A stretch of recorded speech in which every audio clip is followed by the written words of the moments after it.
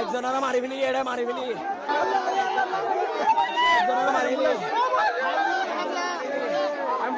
একজনের মারি ফেলি এটা মারি ফেলি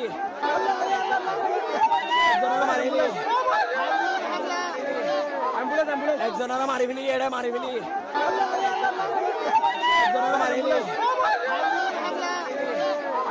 একজনের মারি ফেলি এটা মারি ফেলি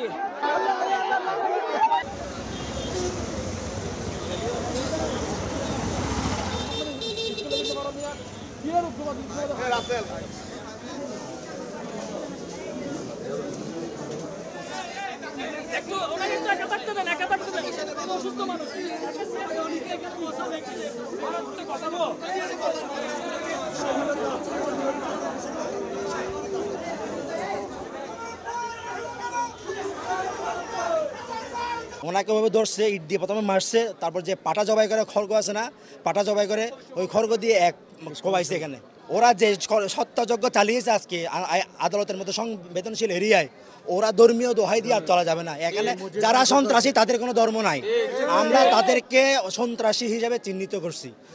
হিন্দু ধর্মের একজন নেতাকে নিয়ে আসছে, এটা আইনের বিষয়, আইন দেখবে। আমরা যারা সাধারণ আইনজীবী ছিলাম, আমরা নীরব ছিলাম, আমরা ওনার জামিনের কোনো বিরোধিতা করি নাই। হিন্দুরা উচ্ছৃঙ্খল করেছেন, ওনার সনাতনীরা বা ইসকন যাই হোক, ওনারা আদালত অঙ্গন অবরোধ করেছেন। এখানে আমাদের কোনো মাথা ব্যথা ছিল না, আইন আইনের গতিতে চলবে। পুলিশকে অবরুদ্ধ করে রেখেছে, যে জজ সাহেবকে 3-4 ঘন্টা অবরুদ্ধ করে রেখেছে। এই আদালতের আমার যে 12 বছরের ক্যারিয়ারে কোনোদিন দেখিনি আদালতে আদেশ দেওয়ার পর সিডাব্লিউ জেল হাজতে প্রেরণ করার পর কোনো আসামিকে প্রিজন ব্যান সহ আটকে রাখার কোনো আমরা দৃশ্য দেখি, নজির কোর্ট বিলিং আমরা দেখি নাই। আমরা ওখানে দাঁড়িয়েছিলাম, আমার নাকের দেখেন পাথর মারছে, ওইটা পাথর আমার নাকে এসে পড়ছে। আমাদের পাশ থেকে এই আলিফকে ধরে নিয়ে গিয়ে তারা জবাই করে হত্যা করেছে। সুতরাং এই ইসকন হচ্ছে যে একটা সন্ত্রাসী গোষ্ঠী, তাদেরকে আমরা এই মুহূর্তে নিষিদ্ধ করা হোক বাংলাদেশ থেকে।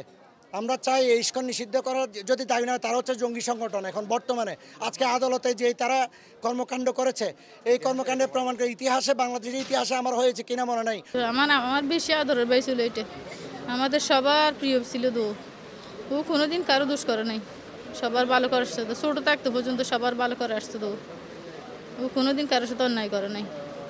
ও আইনজীবীর মধ্যে এমন ভালো ছিল, ওর মতো আইনজীবী আর নেই। ও সবার ভালো চাইছে, কারো থেকে টাকাও নেয় নাই, ও বেশি দোয়া করছে ও সবাই ওকে। দুর্ভাগ্যজনক, আজকে কোনো পুলিশ কোর্ট বিল্ডিং প্রিমিসেসে ছিল না। আজকে তারা কোর্ট বিল্ডিংয়ে না থাকা, পুলিশ না থাকার কারণে ইসকনের এই সন্ত্রাসীরা এই কর্মকাণ্ড করেছেন। বিকেল 4টার দিকে কোর্ট বিল্ডিং থেকে নামার পথে অসংখ্য মোটরসাইকেল, গাড়ি, কার, প্রাইভেট কার, মসজিদের গ্লাস, ইমাম সাহেব থেকে শুরু করে যাকে পেয়েছে তাকে মারধর করেছেন। সর্বশেষ আমাদের এই ভাই যিনি মারা গেছেন সাইফুল ইসলাম, তাকে আহত করেছেন, তাকে কুপিয়ে হত্যা করেছেন। এবং আমরা বলতে এই ঘটনার তীব্র নিন্দা জানাচ্ছি। আগামীকাল আমাদের জেলা আইনজীবী সমিতির জরুরি সভায় সিদ্ধান্ত হয়েছে আগামীকাল কোর্টে কর্মবিরতি।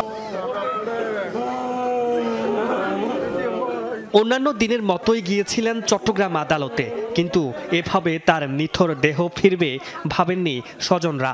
অনেক স্বপ্ন নিয়ে আইন পেশায় এসেছিলেন সাইফুল ইসলাম আলিফ, মাত্র 32 বছর বয়সেই সব শেষ। চট্টগ্রামে মানুষকে আইনি সেবা দিয়ে যাচ্ছিল। আমার খুব সহজ সরল এবং সাদা মদের মানুষ, মাটির মানুষ ছিল আমার ভাই। আসলে বলতে গেলে আমাদের পুরো ফ্যামিলি এখন বাকরুদ্ধ, আমি এর চেয়ে বেশি বলতে পারছি না। চট্টগ্রামে পুলিশের সাথে সংঘর্ষের সময় সনাতনীদের হামলায় নিহত আলিফ আইনজীবী হিসেবে পার করেছেন 5 বছর। 3 বছর বয়সী কন্যা সন্তান আছে তার, স্ত্রী সন্তান সম্ভবা। পুরো পরিবারে চলছে শোকের মাতম। আমাদের সবার প্রিয় ছিল। ও কোনোদিন কারো দোষ করে নাই, সবার ভালো করে আসছে। ছোটো থাকতে পর্যন্ত সবার ভালো করে আসছে। আদরের ছোট ছেলে আলিফের মৃত্যুর খবর পেয়ে গ্রাম থেকে হাসপাতালে ছুটে আসেন হতভাগ্য বাবা। তার বুক ফাটা আর্তনাদ অশ্রুসিক্ত করে সবাইকে।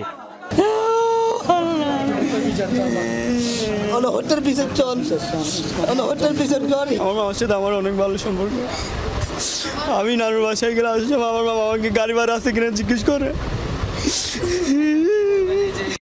নিহত আলিফ আন্তর্জাতিক ইসলামী বিশ্ববিদ্যালয় চট্টগ্রাম IIUC থেকে 2015 সালে LLB ও পরের বছর LLM পাশ করেন।